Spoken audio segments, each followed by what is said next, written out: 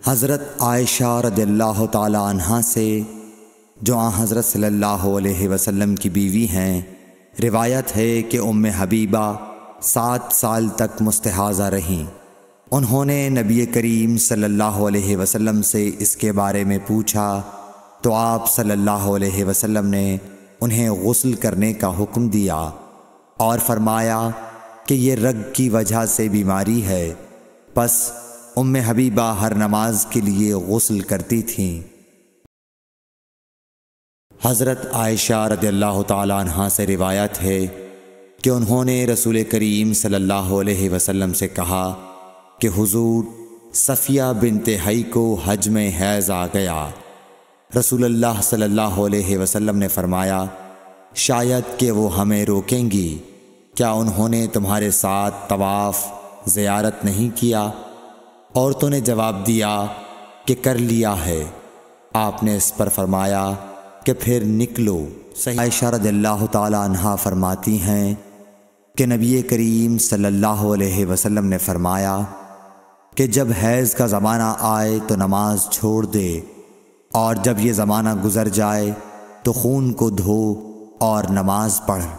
سمرہ بنت جندب سے روایت ہے کہ ایک عورت ام کعب زچگی میں مر گئی تو حضور صلی اللہ علیہ وسلم نے ان کی نماز جنازہ پڑھی۔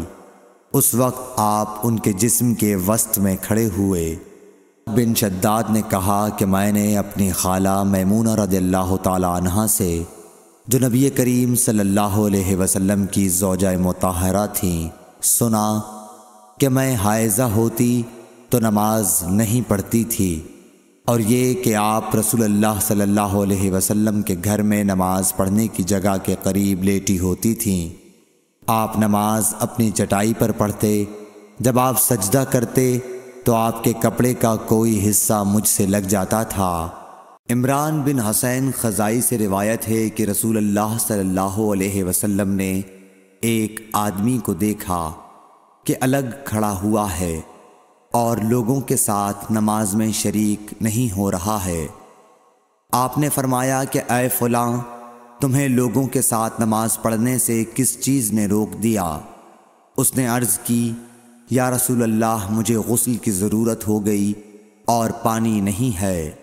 آپ نے فرمایا، پھر تم کو پاک مٹی سے تیمم کرنا ضروری تھا، پس وہ تمہارے لیے کافی ہوتا۔ حضرت عائشہ رضی اللہ تعالی عنہا نے بتلایا کہ ہم رسول اللہ صلی اللہ علیہ وسلم کے ساتھ بعض سفر غزوہ بنو المصطلق میں تھے۔ جب ہم مقام بیدا یا ذات الجیش پر پہنچے تو میرا ایک ہار کھو گیا۔ رسول اللہ صلی اللہ علیہ وسلم اس کی تلاش میں وہیں ٹھہر گئے، اور لوگ بھی آپ کے ساتھ ٹھہر گئے، لیکن وہاں پانی کہیں قریب میں نہ تھا۔ لوگ حضرت ابو بکر صدیق رضی اللہ تعالیٰ عنہ کے پاس آئے اور کہا، حضرت عائشہ رضی اللہ تعالیٰ عنہ نے کیا کام کیا کہ رسول اللہ صلی اللہ علیہ وسلم اور تمام لوگوں کو ٹھہرا دیا ہے، اور پانی بھی کہیں قریب میں نہیں ہے اور نہ لوگوں ہی کے ساتھ ہے۔ پھر ابو بکر صدیق رضی اللہ تعالیٰ عنہ تشریف لائے۔ رسول اللہ صلی اللہ علیہ وسلم اپنا سر مبارک میری ران پر رکھے ہوئے سو رہے تھے۔ فرمانے لگے کہ تم نے رسول اللہ صلی اللہ علیہ وسلم اور تمام لوگوں کو روک لیا، حالانکہ قریب میں کہیں پانی بھی نہیں ہے اور نہ لوگوں کے پاس ہے۔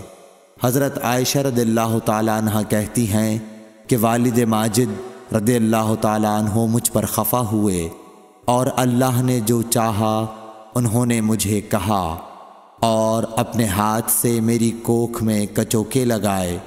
رسول اللہ صلی اللہ علیہ وسلم کا سر مبارک میری ران پر تھا، اس وجہ سے میں حرکت بھی نہیں کر سکتی تھی۔ رسول اللہ صلی اللہ علیہ وسلم جب صبح کے وقت اٹھے تو پانی کا پتہ تک نہ تھا، پس اللہ تعالیٰ نے تیمم کی آیت اتاری اور لوگوں نے تیمم کیا۔ اس پر اسید بن حضیر رضی اللہ تعالیٰ عنہ نے کہا کہ اے آل ابی بکر، یہ تمہاری کوئی پہلی برکت نہیں ہے، عائشہ رضی اللہ تعالیٰ عنہا نے فرمایا پھر ہم نے اس اونٹ کو ہٹایا جس پر میں سوار تھی تو ہار اسی کے نیچے مل گیا۔ جابر بن عبداللہ نے خبر دی کہ نبی صلی اللہ علیہ وسلم نے فرمایا مجھے 5 چیزیں ایسی دی گئی ہیں جو مجھ سے پہلے کسی کو نہیں دی گئی تھیں۔